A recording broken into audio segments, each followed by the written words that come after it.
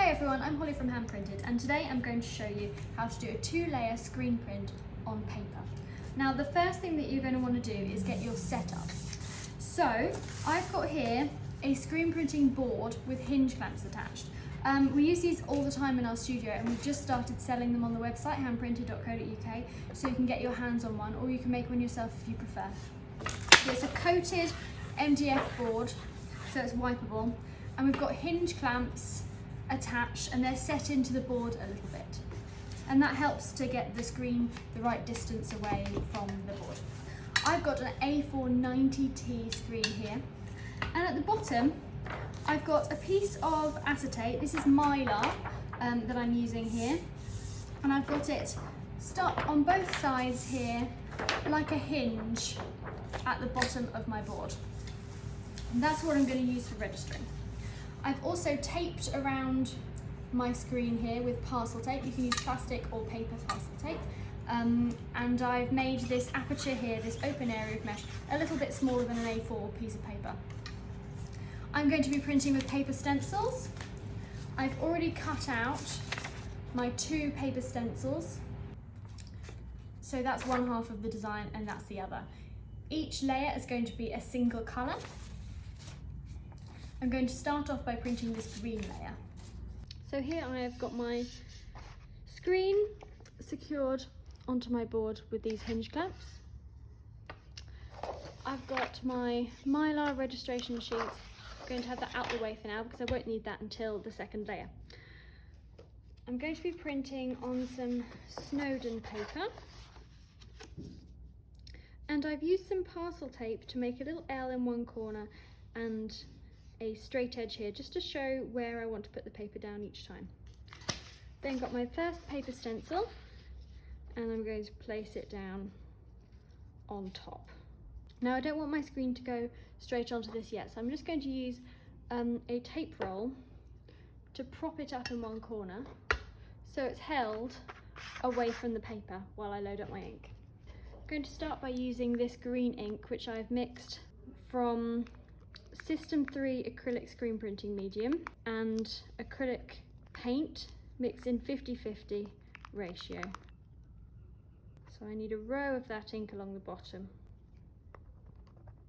Then got my squeegee. I'm going to hold it at a 45-degree angle to the screen and just push this ink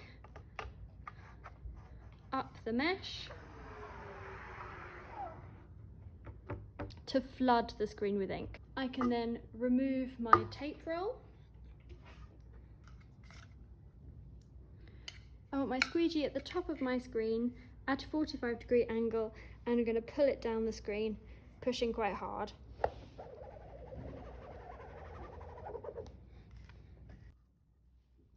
My stencil should be stuck to my screen, my paper should still be at the base, and I've got my first layer there. I can now lift up this paper, put it to one side, and replace it using my registration marks.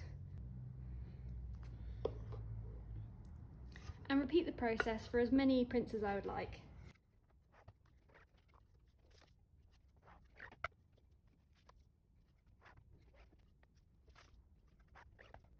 When you're finished with one layer, use a spatula to get off as much of the excess ink from the screen as you can. It can go back in the pot to use again.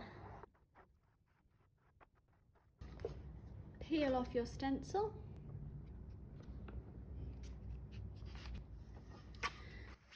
And then use a damp sponge to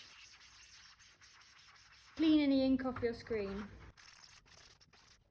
Okay, so I've waited patiently for my screen to be completely dry, and now I'm ready to print my second layer.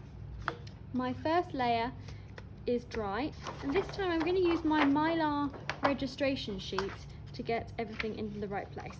I've also removed my little registration marks here so I can have new ones for my second layer. So I want my mylar registration sheet down first, and then my second stencil.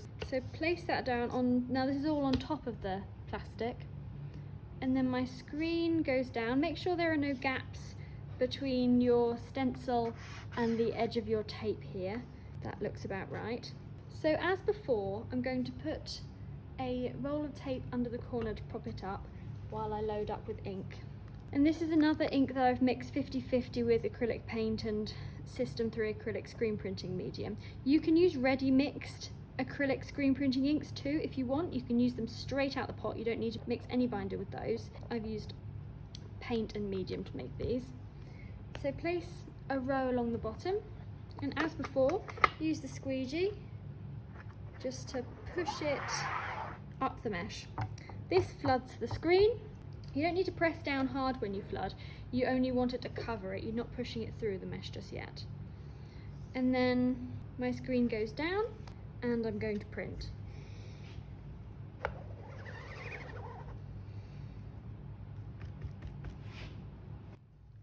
My stencil should stick to the screen, and here I've got my second layer printed on the registration plastic. This means that I can slide my first layer underneath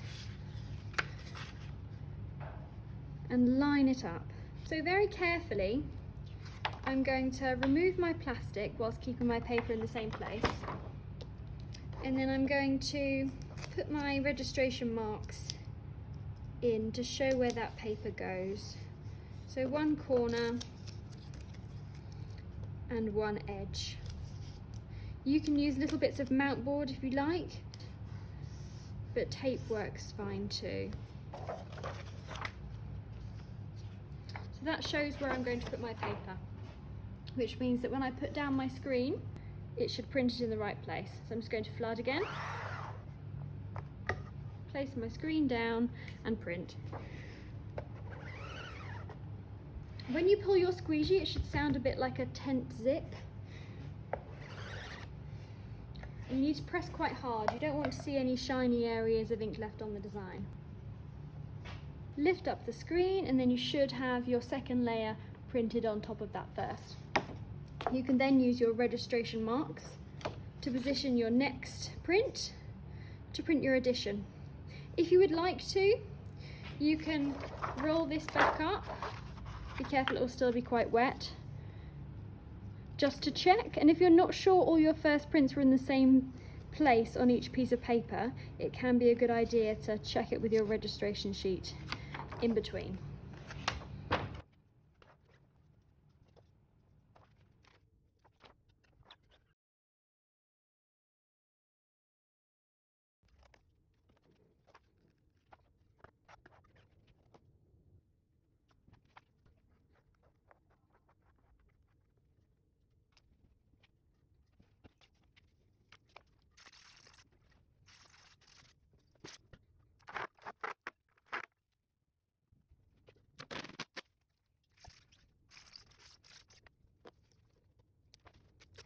It's not a good idea to leave the tape on for a long time. It's best to remove it at the end of each printing session. The longer it's left on, the more likely it is to leave tape residue behind, which could cause you problems in future. Make sure that all the ink is completely out of your mesh, because once any ink is dried in the mesh, it's very difficult to remove, and you could even have to have your screen remeshed. So it's better just to wash it as soon as you can and make sure it's thoroughly cleaned. If you hold it up to the light, you should be able to see light through it, which means there aren't any blockages. There might be a little bit of staining, as you can see on this screen, from strong colours, and that's okay. That doesn't make a difference to your printing, but blockages do, so just be careful at this point. For lots more information on screen printing on paper, we've just launched this new guide, Hand Printed's Guide to Screen Printing on Paper, which has got everything you need to know about screen printing on paper, everything in this video and lots more. There's troubleshooting section, what to look out for, and lots of different tips. So have a look on our website to find the Hand Printed's Guide to Screen Printing on Paper. We also have a screen printing on paper kit that has just been released this week. That's got a screen, squeegee, ink, and loads of other things you need to get started. It's great for a present or for yourself. You know you'll have everything you need to get. You can also get your hands on one of these screen printing boards as a great addition to your kit, and then you'll have absolutely everything you need to get started screen printing on paper. If you've got any questions or troubleshooting, let us know. Go to www.handprinted.co.uk for the kit, the guide, and lots of other screen printing materials and blog projects. Happy printing!